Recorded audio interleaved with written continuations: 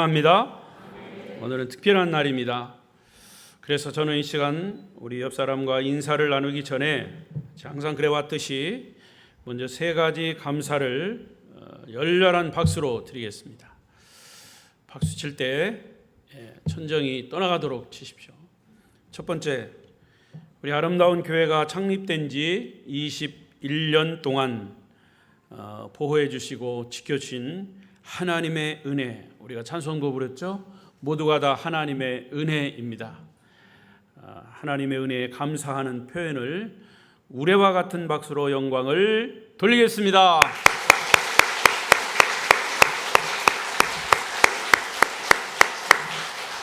두 번째는 오늘 맥주감사주일 2024년도 시작한 지가 엊그제 같은데 6개월이 금방 지나갔습니다.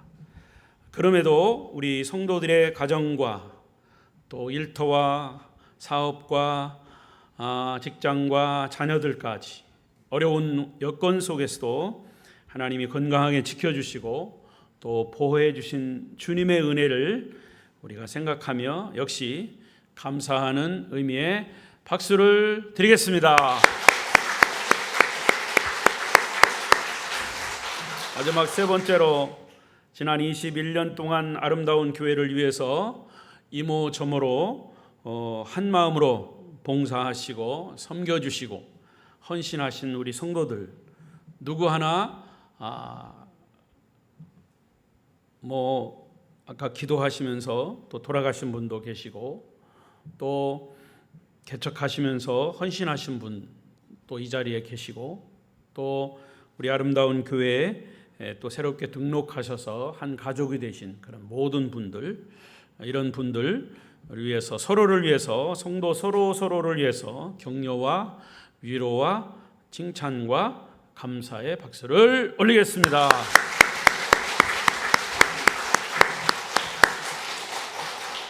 자, 이제는 오늘 바로 옆에 함께 예배하신 분들과 인사하겠습니다. 오늘도 만나서 반갑습니다.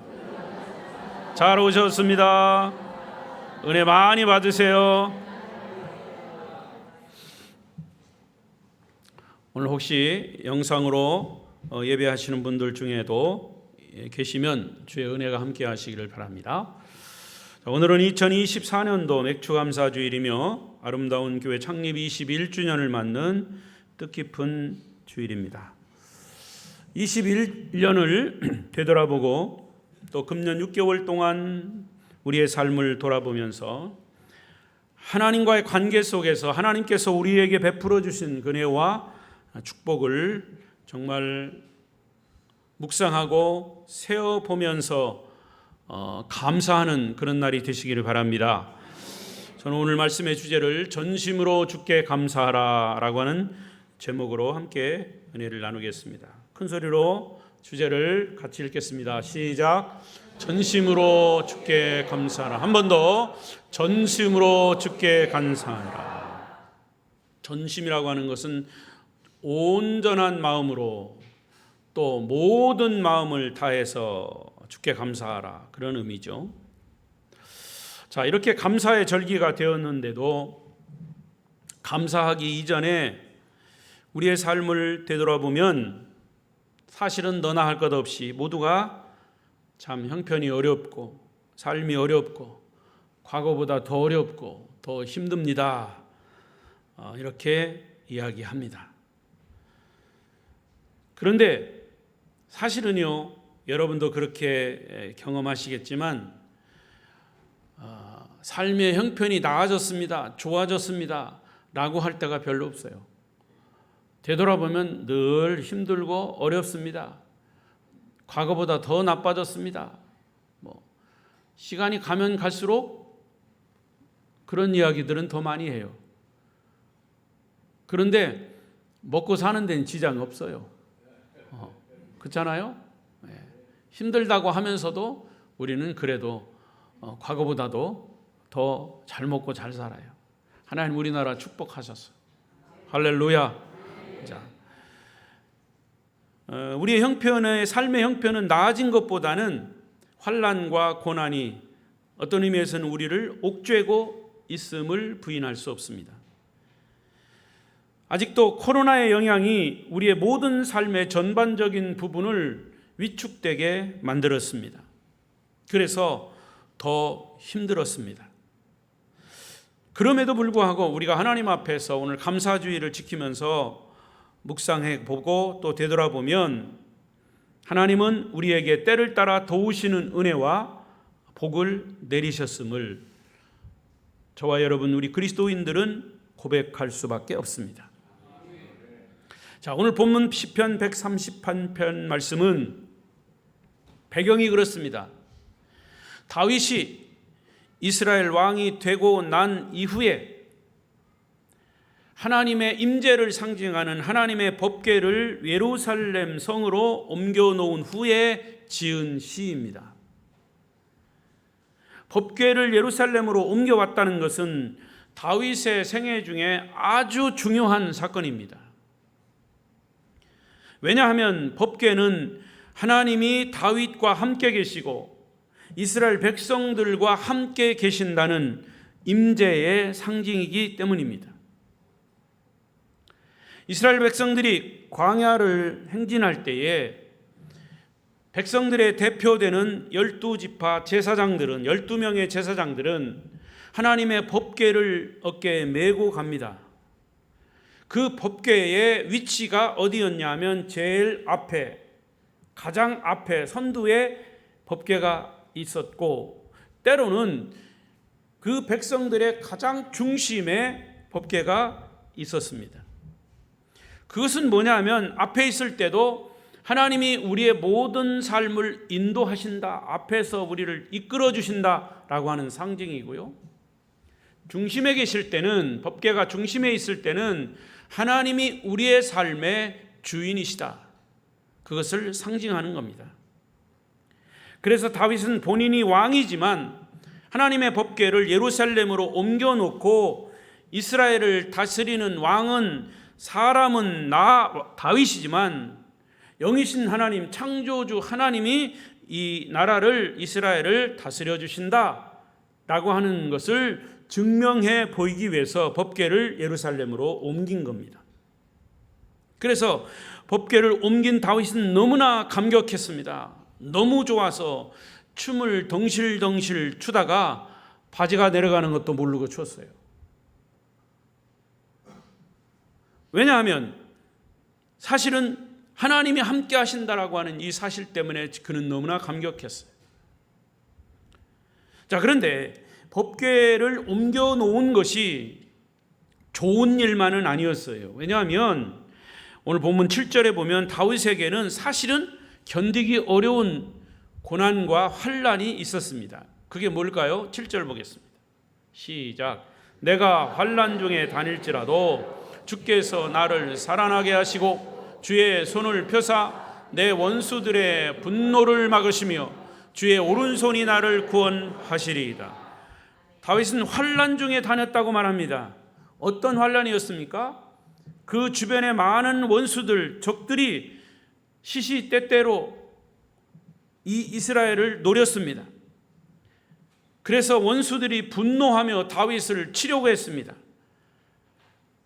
주변의 나라들뿐만 아니라 이스라엘 백성 안에서도 다윗을 치려고 하는 그런 사람도 있었습니다.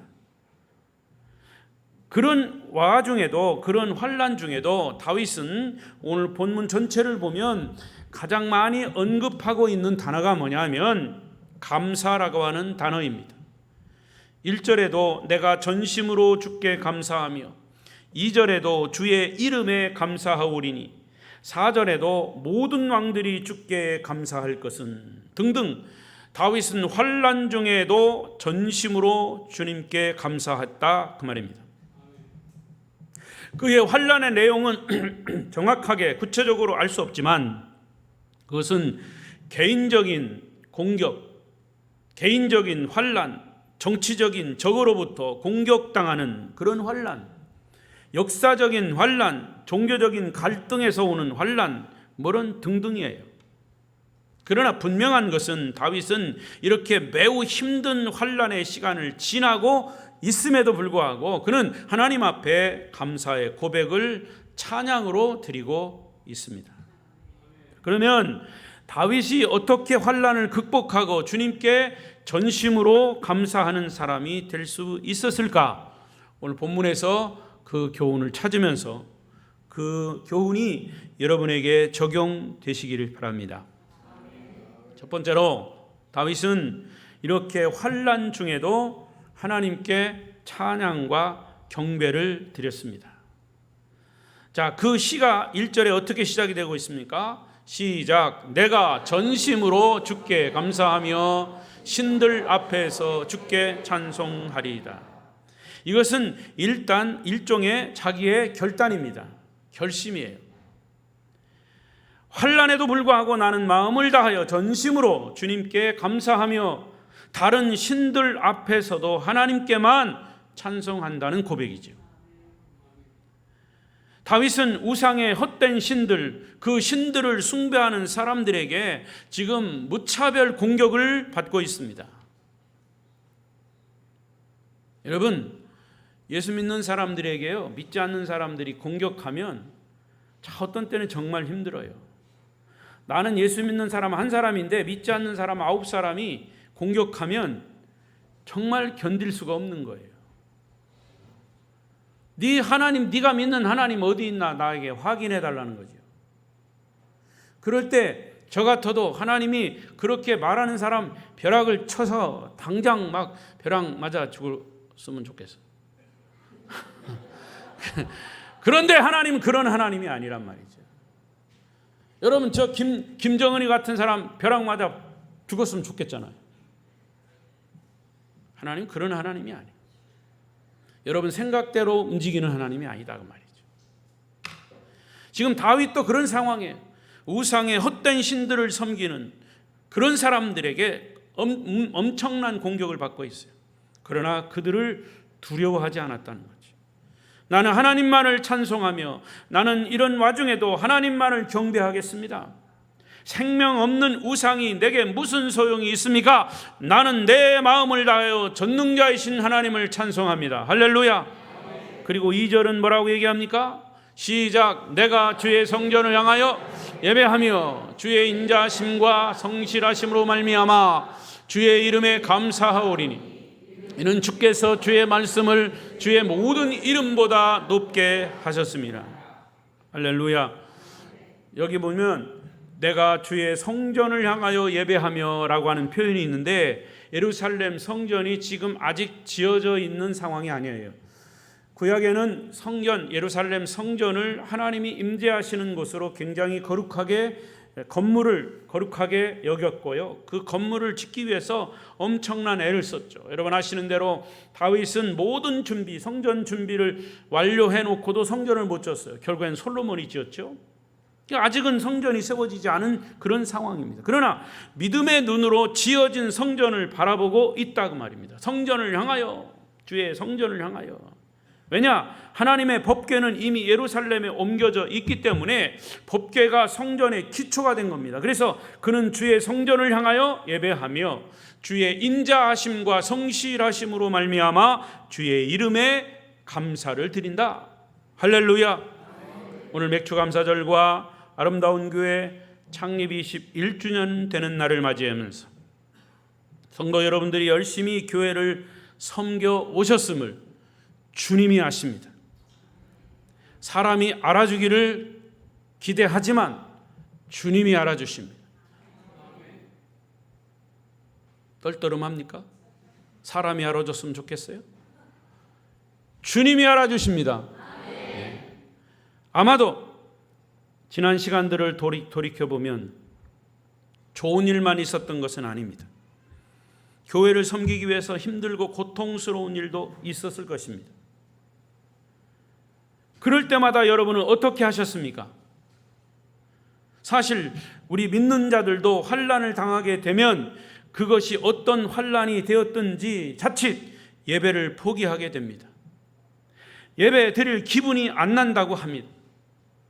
찬양할 기분이 안 난다고 합니다. 감사는 무슨 감사냐고, 감사할 조건이 있어야 감사하지 않겠느냐고 얘기합니다. 오히려 하나님을 원망합니다. 그래서 어떤 사람은 예배와 찬양과 감사를 거부합니다. 그런데 다윗은 환난이 다가올수록 하나님을 더욱 찬송하고 환난이 더 깊어갈수록 하나님을 예배하는 일에 더 적극적이었습니다. 이것이 바로 하나님께 감사할 수 있는 비밀이었음을 깨달으시기를 바랍니다. 여러분, 환난이 올수록 더욱 주님께 가까이 나아가시기를 바랍니다. 고난이 더 깊어질수록 전심으로 주님께 감사하시기를 바랍니다. 자, 시편 34편도 다윗이 가장 어려울 때 기록한 시입니다. 어느 정도 어려웠냐? 자, 여러분 여기는 안 나왔습니다만 성경을 찾아보겠습니다. 정신을 다시 정리하기 위해서 시편 34편을 찾으십시오.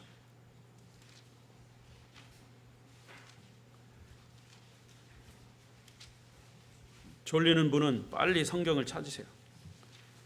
34편 구약성경 825쪽 찾았습니까?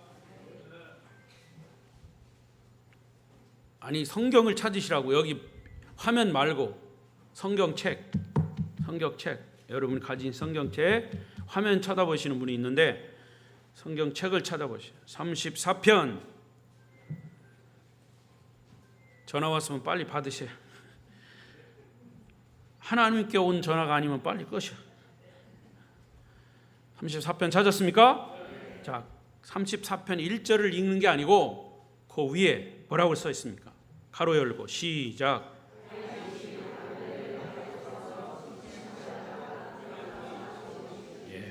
34편이 다윗이 지은 시인데 무엇 때문에 졌냐? 아비멜렉 앞에서 미친 채 하다가 쫓겨나서 지은 시라 그랬어요. 자, 이제 저를 보세요. 그러니까 다윗은 이 상황이 엄청나게 비참한 상황이에요. 목숨을 구걸하기 위해서 미친 척 하다가 그게 발각이 돼서 쫓겨났어요. 그러니까 그의 신세가 얼마나 처량합니까? 아마도 저 같으면 하나님 어찌하여 나를 버리십니까? 하나님 이게 뭡니까? 아마 원망하고 통곡했을 겁니다. 그러나 다윗은 34편 1절 이제 읽어요. 시작. 내가 여호와를 항상 송축하며 내 입술로 항상 주를 찬양하리라. 할렐루야.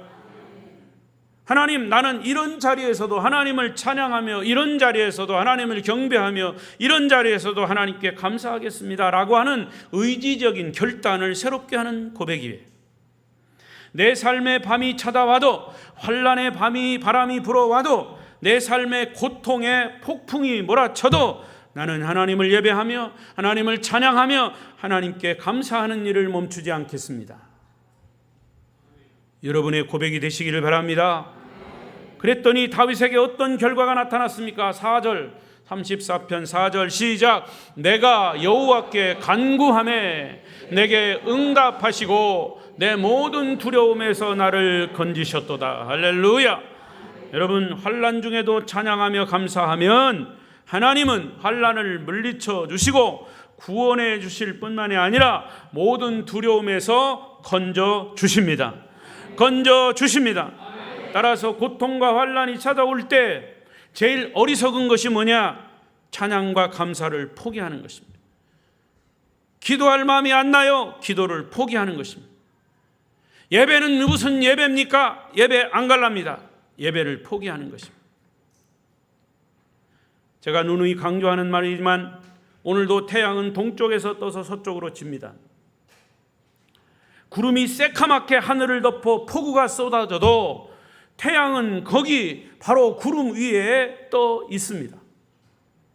태양은 먹구름에 가렸을 뿐이지 없어진 게 아닙니다. 하나님은 우리의 창조주이십니다.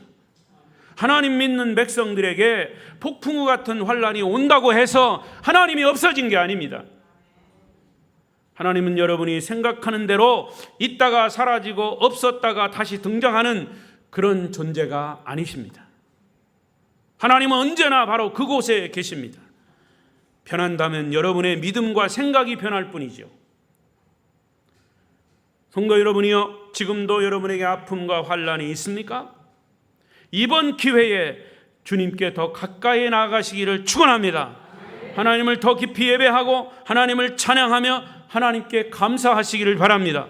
그러면 하나님은 여러분의 찬양과 예배와 감사를 받으시고 결국에는 아픔과 환난을 물러가게 하실 것입니다.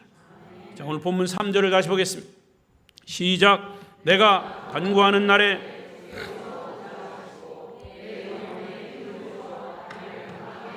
할렐루야. 그렇습니다. 내 영혼이 튼튼해지고 강력해지면 아무리 큰 환난이 나를 아프게 하고 고통스럽게 해도 그 환난을 넉넉히 이길 수 있습니다. 우리의 영혼마저 흔들리면 아무런 희망이 없는 거예요. 그러나 내가 내적으로 든든하고 강해지면 우리는 어떤 고난도 감당할 수 있습니다. 외유내강이라고 그랬습니다. 여러분, 하나님은 때때로 그 환난을 그대로 두시면서 그 환난을 통해서 나를 향한 하나님의 중요한 계획을 이루어 가십니다. 환난을 두시면서, 환난을 없애지 않아요. 환난을 두시면서 나를 트레이닝 시켜요. 훈련을 시킨다고 말입니다. 환난이 있어도 내 영혼만 강건할 수 있다면 그 환난을 이길 수 있기 때문이죠. 그러므로 여러분의 삶에 환난이 올 때 환난을 이기는 방법은 역설적으로 주님께 감사와 찬양을 드리는 것입니다. 환난이 있다면 더욱 예배하는 자가 되시기를 바랍니다. 고통이 다가온다면 더욱 감사하는 자가 되시기를 바랍니다. 그럴 때 하나님이 결국에는 두 손을 드셔요. 하나님 절대 두 손을 드시는 분이 아니에요. 하나님 항복하시는 분이 아니에요. 그런데 성경에 보십시오. 하나님이 항복하는 경우가 딱 하나 있어요. 하나님께 매달리는 거예요. 야곱과 같이 매달리는 거예요. 약복강가에서 매달리듯이 매달리는 거예요. 자기 환도뼈가 부러지듯이 부러져도 매달리는 거예요. 그럴 때 하나님이 항복하시는 거예요. 할렐루야. 이스라엘이라는 말은 무슨 뜻이냐? 야곱이라고 한 이름이 이스라엘로 바꾸었어요. 하나님 바꿔주셨어요. 야곱은 도둑놈이라 그런 뜻이에요. 그런데 이스라엘은 뭐냐? 황태자라 그런 뜻이에요. 황태자, 승리자라 그 말이에요. 그래서 성경에 뭐라고 나와 있습니까? 천사와 더불어 싸워 이긴 자, 그런 뜻이죠. 그러니까 하나님이 두 손을 두고 항복하실 때는 우리가 기도하고 찬양하고 예배하고 하나님 매달리고 감사할 때, 따라서 하나님께 경배와 찬양 그리고 감사함으로 여러분 고통과 환난에서 벗어나시기를 축원합니다. 두 번째로 다윗은 하나님이 하신 말씀의 승리를 믿었습니다. 하나님은 승리자이십니다. 예수님도 부활하셔서 승리자이십니다. 그 하나님을, 승리자이신 하나님을 우리는 믿습니다. 그렇기 때문에 승리자입니다. 예수 그리스도가 부활의 심을 믿습니다. 승리자의 심을 믿습니다. 그렇기 때문에 우리도 승리자의 심을 믿습니다. 다윗은 어느 정도 승리를 쟁취하고 있었어요. 그런데 다윗을 끊임없이 괴롭히는 사람들의 공격과 비난을 받고 있기 때문에 그의 마음은 항상 불편했어요. 편치 않았어요. 그의 마음은 몹시 흔들리고 불안한 상태. 그런 중에도 다윗은 하나님의 말씀을 읽어가면서 그 말씀을 통해서 궁극적인 승리를 확신했습니다. 다윗은 찬양하면서 동시에 약속의 말씀을 붙들었다고 말입니다. 여러분, 우리가 찬송할 때 찬송가 곡조를 따라서 하지만 가사를 깊이 묵상하면 찬송의 가사가 더 은혜가 돼요. 그 가사 속에 은혜로운 메시지가 들어있기 때문이죠. 찬송을 통해서 주는 메시지를 우리가 들어야 합니다. 다윗에게 약속의 말씀을 붙잡으라고 하는 거지요. 다윗은 말씀을 확인해 보니까 하나님은 분명히 너를 쓰시겠다. 이스라엘 나라를 너를 통해서 사용하신다. 메시아의 나라가 너를 통해서 세워진다. 아멘 좀 하소. 너를 통해서 세워진다. 아름다운 교회를 통해서 세워질 줄로 믿습니다. 하나님의 나라가, 하나님은 승리하시고야 말 것이라는 말씀을 다윗은 보고 항상 승리를 확신하고 있었습니다. 4절 5절을 보십시다.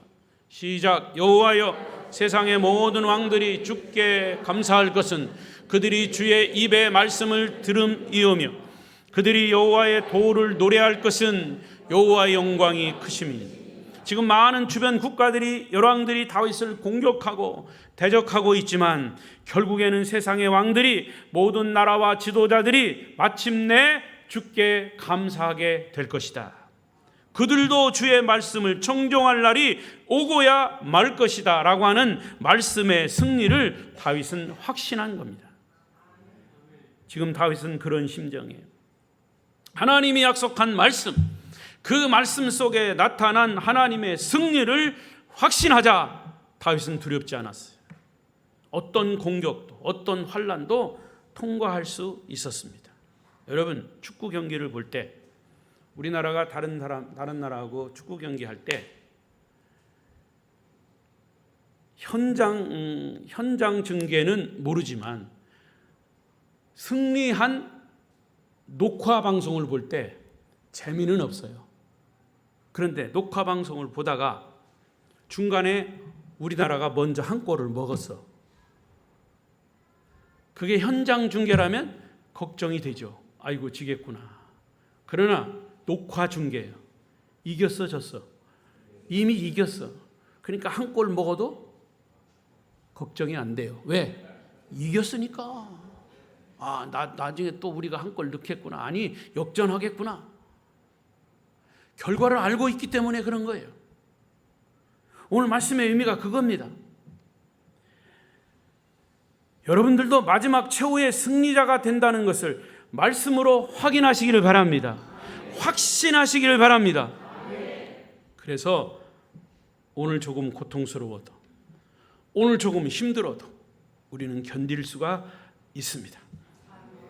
오늘의 환난은 나에게 주신 말씀으로 승리할 수 있습니다. 우리 가정이 주님의 말씀으로 결국은 행복해지리라고 하는 것을 100% 확신할 수 있다면 오늘의 환난, 가정의 환난, 사업의 환난, 직장의 환난, 자녀의 환난 오히려 축복의 통로가 될 것임을 믿습니다. 그런데 승리의 그런 확신이 없다면 모든 것은 환난을 보고 흔들릴 수밖에 없어요. 제2차 세계대전 때 이야기입니다. 연합군이 프랑스 노르만디 상륙작전을 전개했습니다. 그래서 연합군의 결정적인 승리가 확보된 그날을 D-Day라고 얘기합니다. D-Day. 승리의 날이다 그 말이에요. 그런데도 중간중간 연합군과 독일군이 싸우는데 연합군이 독일군에게 몇 번 패배합니다. 그래서 독일의 장성들이 독일군을 이끌고 있는 롬멜 장군에게 독일의 승리를 보고했지만 이 롬멜 장군은 전혀 웃질 않았습니다. 승리한 것에 어떤 기쁨이 없었습니다. 웃지 않은 이유가 뭐냐? 롬멜 장군, 독일의 롬멜 장군은 결국에는 우리 독일군은 연합군에게 질 것이다. 그것을 알고 있기 때문에. 그래서 독일이 부분적으로는 승리했지만 그는 하나도 웃지 않았습니다. 롬멜 장군의 마음속에는 이미 독일군이 패배할 것을 결말을 알고 있었기 때문이죠. 이 이야기 속에 교훈이 있습니다. 여러분, 우리가 지금은 조금 넘어지고 조금은 고통스럽더라도 결과는 승리할 수 있다는 것이 하나님의 말씀이기 때문에 그 말씀을 믿고 승리하시기를, 그 말씀을 믿고 견뎌 일어나시기를 축원합니다. 하나님은 이미 우리가 승리했다고 말씀하십니다. 그래서 우리는 전심으로 감사할 수 있는 것입니다. 마지막 세 번째로 다윗은 온전케 하실 하나님의 주권, 로드십, 하나님의 주권을 믿었습니다. 여러분에게 묻습니다. 하나님이 이 온 인류의 창조주이심을 믿습니까?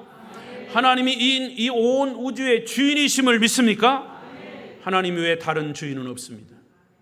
여러분이 혹시 다른 신을 믿고 있다면 그것은 하나님 외에 다른 우상입니다.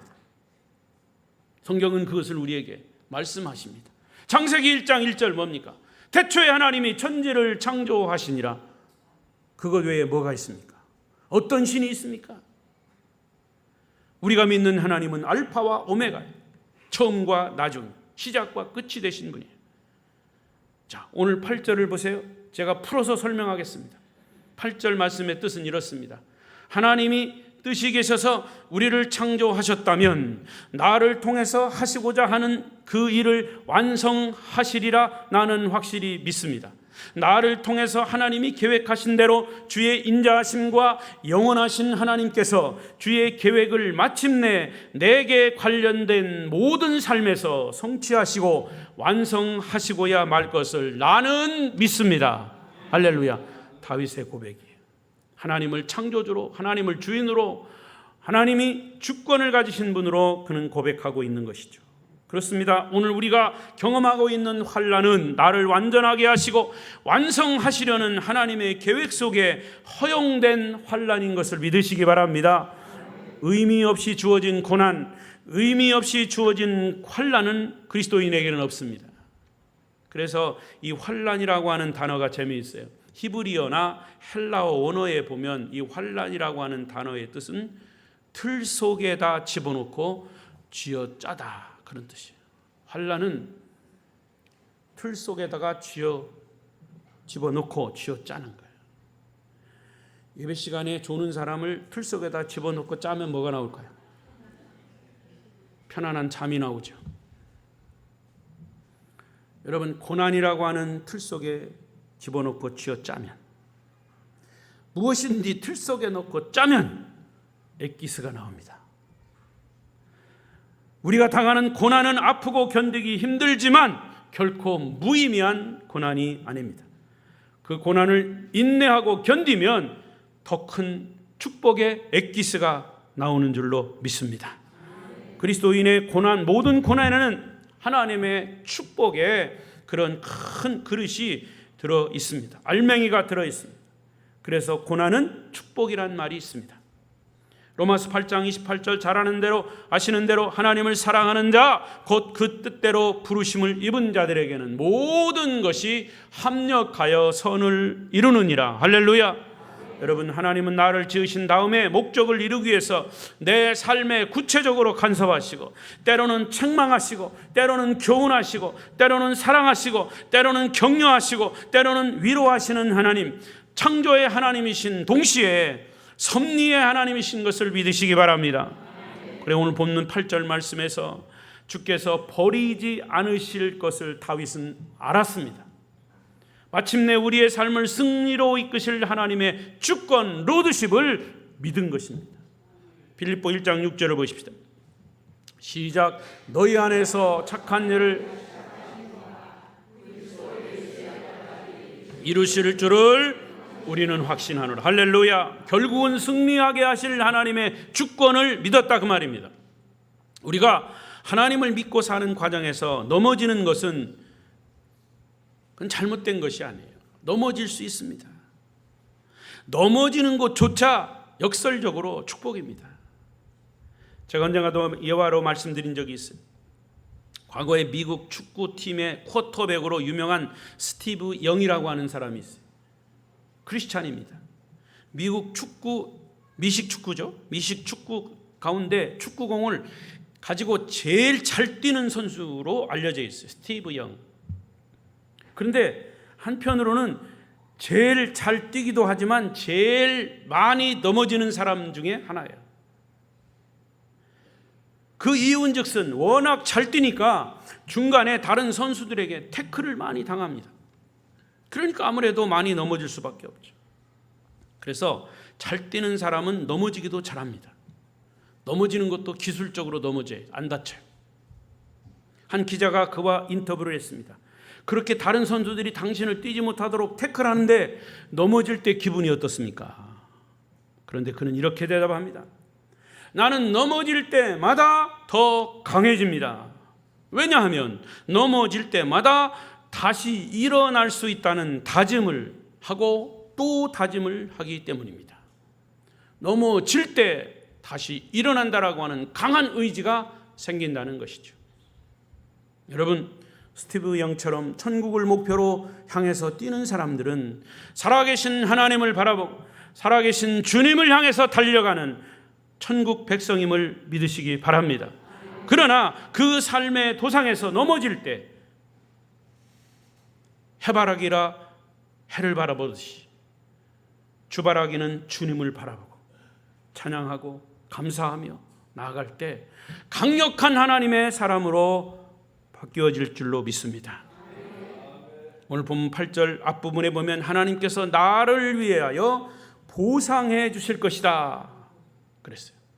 이런 확신과 소망 때문에 다윗은 이런 고백을 했습니다. 다시 2절 보겠습니다. 내가 전심으로 시작. 내가 전심으로 주께 2절 시작. 내가 주의 성전을 향하여 예배하며 주의 인자심과 성실하심으로 말미암아 주의 이름에 이는 주께서 주의 말씀을 주의 모든 이름보다 높게 하셨다. 말씀을 맺겠습니다.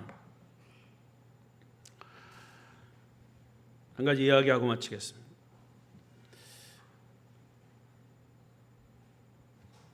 어떤 마을에 두 마을이 있었습니다.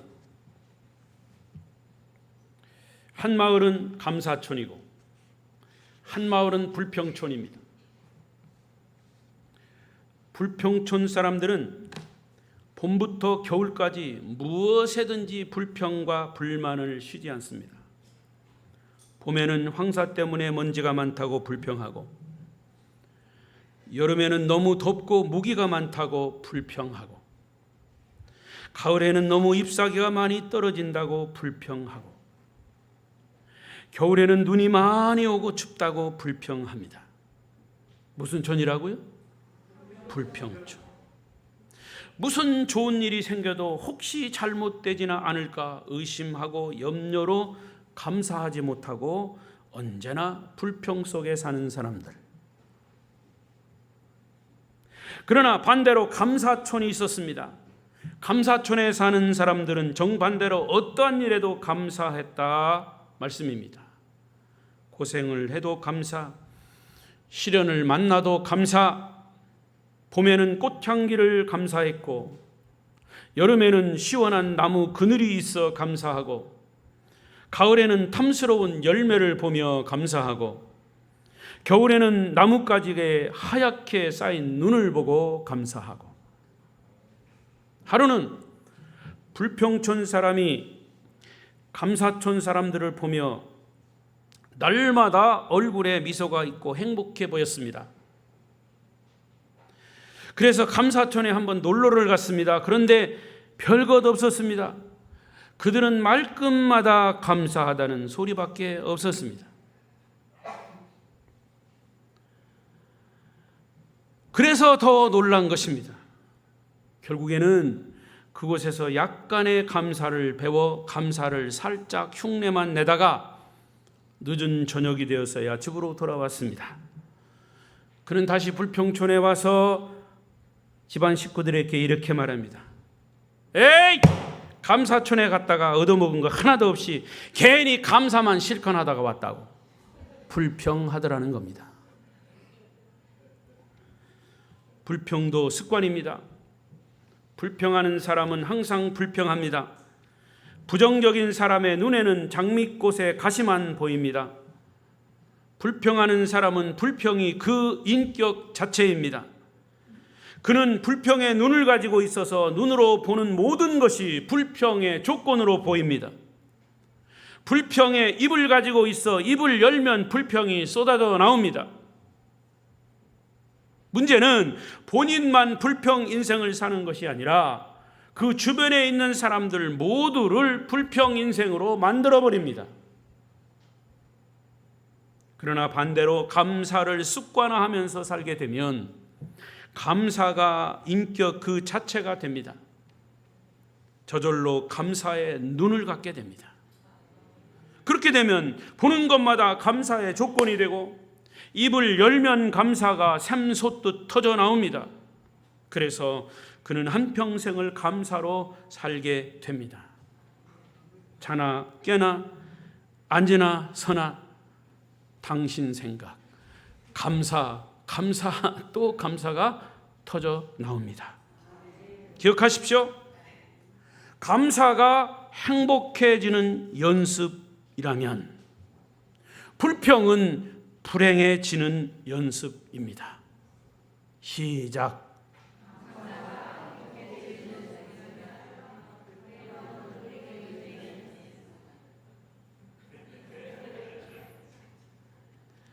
더 정확하게 기억하십시오. 감사가 행복해지는 연습이라면 불행은 불행해지는 연습이다. 시작.